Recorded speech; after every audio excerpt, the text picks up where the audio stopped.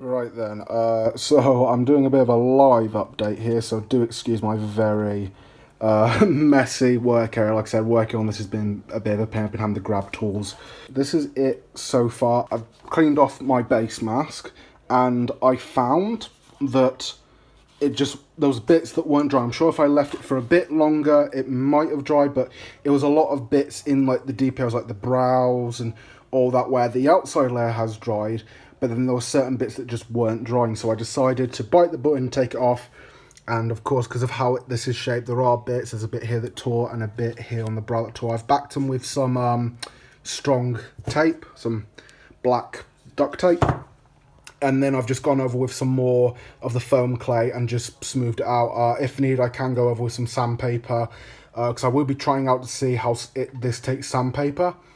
It should be alright. Like I said, the brands that everyone else uses seems to take it alright, but I've not seen anyone else using the brand I'm using, so we'll see. We'll see how it does. The backing, as you can see, is messy. You can see where I've kind of lifted up and where it hasn't fully dried, but then there's like some nice smooth areas actually, where it's actually kind of smoothed out rather nicely.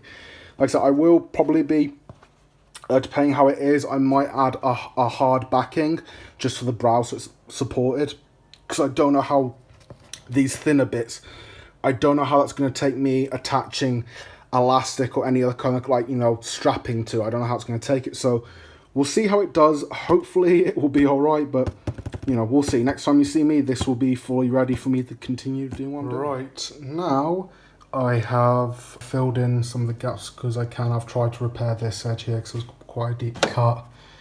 That's looking good. Everything's drying up. Once I am done with this, once this is all dried over, I'm going to paint it black because this mask in particular that I am doing, which is Il Dottore, or Dottore, however you want to pronounce it. I don't know Italian, so excuse me. This mask always seems to be painted black, so I'll paint it black. And once I'm happy with that, then I'm going to coat it with some Mod Podge to give it a nice protective layer, to stiffen it up a tiny bit, just the tiniest bit, while still being flexible. And also it'll give it a nice kind of sheen. I'm using a gloss. I could use a matte, some of the masks are matte, but a lot of them I see are older masks that have kind of that shine on them. Also, you're going to want that shine because it'll help pick up some of the details, like what details there are, like the brows and the nose. It'll pick them up more. Having a matte black, then the lights won't shine off of it as much, and you won't have the details as much. Like I said, we'll see how it goes. Like I said, I'm just waiting for all my patch up jobs to dry, and we'll see how it goes. As you can see here, I have given it a coating in this cheap black acrylic. I've given it about, I'd say, 2 layers, just to make sure it's got some nice coverage. And I have now just sealed the front with some Mod Podge in gloss. It's going to give it, as you can already see, it's giving a nice shiny coat. If I feel I need to, I might go over again with just one more coat, depends how I feel. At the back is painted black. I only gave that one coat because it's the back, no one's going to see it, and also I haven't given it a coating yet of the Mod Podge. I'm going to wait and see. I've first got to attach the elastic strapping to it first, but once I've done that, if I feel like I need to, I will then give it a coating. I want to make sure this is glued on first though. So the next time you should see this, I should have it all done and strapped up, and like so we can do a little test